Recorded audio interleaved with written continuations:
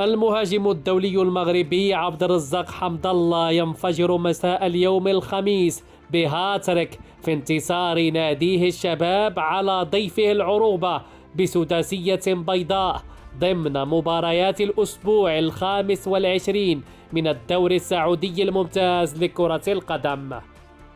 وضرب حمد الله بثلاثيته الجديدة عصفورين بحجر واحد، إذ احتل وصافة ترتيب هدافي الدوري السعودي برصيد 17 هدفا، متأخرا بفارق هدف وحيد عن المتصدر كريستيانو رونالدو، كما قلص الفارق بينه وبين المهاجم السوري عمر السومة إلى 4 أهداف فقط في صراع الهداف التاريخي للدوري السعودي.